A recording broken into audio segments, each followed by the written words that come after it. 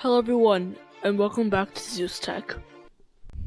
Hello everyone! Today in this video, we're going to be talking about for loops. So, before we begin, I would highly recommend watching my old videos about my old Python tutorial videos. And if you don't know where to find them, right now on the top right corner, there should be a pop-up of a playlist that I made of all those videos. So I recommend looking at those before you start watching this video.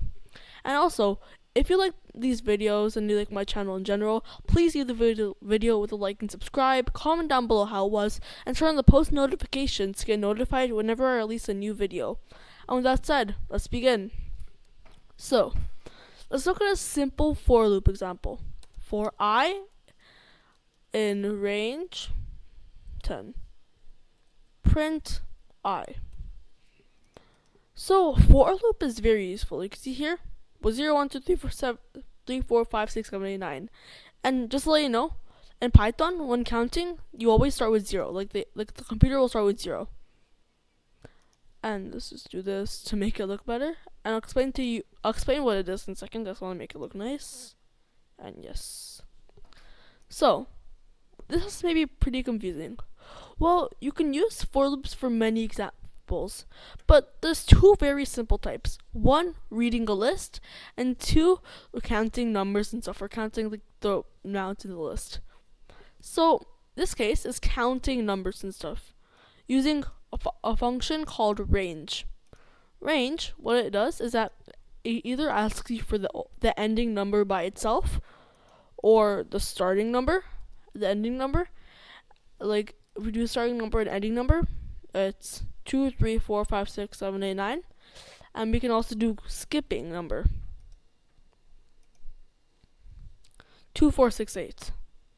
So this is what range is. It's a function where you can either just type in like how high you want to count up to, or you can specify the starting, ending, and skip count. And you may be wondering, why is it like in? And what's I? Well, I is a variable that we make. So what we just did, in for loop, it automatically creates a variable, unless you already have one.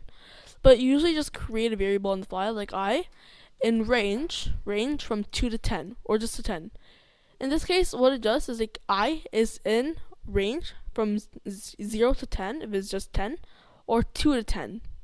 And it continues printing until it's fully at the end number. So it's pretty confusing. So just try to understand it, and let's look at this and note it down, and do a little bit experimenting. You'll be able to understand it better. But this is not the only way you can use for loop. Let's make a list, and let's have apples, pears,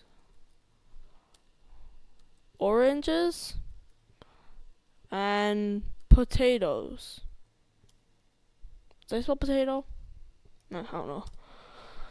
So, and now what we can do is for I in LST, print I. This seems confusing. Well, don't be worried because it isn't. It's pretty simple actually. So if we run this, you see here, it prints all of them in the list, but prints it clean. So what it does is that it's for I in list, LST being this list. And what I does, it hops from first variable to second variable to third variable to fourth variable, and printing them one by one, which is why you see them as single and not in a list, and that's why it prints really clean. So this is pretty confusing, I don't know that, but this should give you a simple example about how to use for loop and how it works and stuff. So if you have any questions, please type it in the comments down below, and I'll try to come back with you. And if you guys want, type down your questions down below, and I'll make another video answering them, so you guys don't have any confusion with anything. And so I don't want to take up any more of your time. You've gotten what you were looking for. So if you like this video, please consider subscribing, as I'm trying to get to 100 subs by the end of the month. And with that said, I'll see you next time. Goodbye.